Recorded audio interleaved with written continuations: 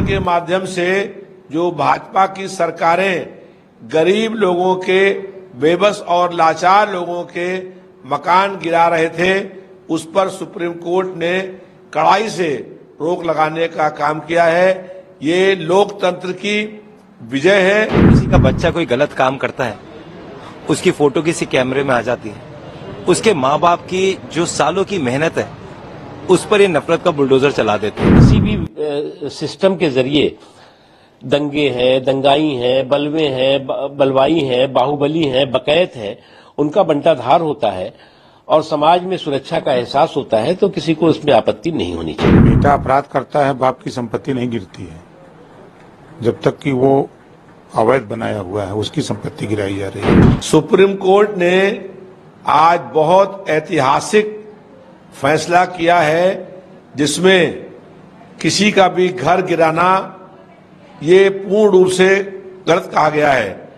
Bulldozer के माध्यम से जो भाजपा की सरकारें गरीब लोगों के, बेबस और लाचार लोगों के मकान गिरा रहे थे, उस पर सुप्रीम कोर्ट ने कड़ाई से रोक लगाने का काम किया है। ये लोकतंत्र की विजय है और सुप्रीम कोर्ट ने जो निर्णय किया है वो बहुत स्वागत योग्य है। कोर्ट ने कल एक ऑब्जर्वेशन दी और कहा कि जो ये बुलडोजर की बातें हैं ये बंद होनी चाहिए। कोई भी सिर्फ इसलिए उसके घर में बुलडोजर नहीं चला देना चाहिए क्योंकि वो सिर्फ एक्यूज है। और ये पैन इंडिया हो रहा है और 3 बड़े राज्यों के तो नाम लिए गए, पहला उत्तर प्रदेश, दूसरा मध्य प्रदेश, तीसरा राजस्थान। देखिए, ये पैन इंडिया नहीं हो रहा, ये भारतीय जनता पार्टी के शासक कार्यकाल में ये हो रहा है।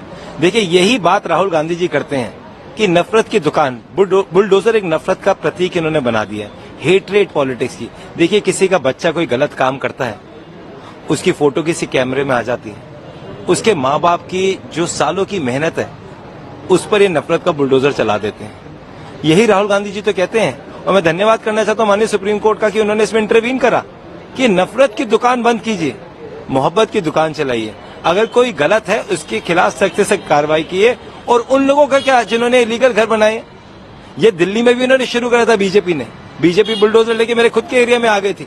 हमने सामने खड़े होकर कहा पहले उन करप्ट भ्रष्टाचार अधिकारी जिनके शासन में ये घर बने उनके खिलाफ एक्शन क्यों नहीं होता?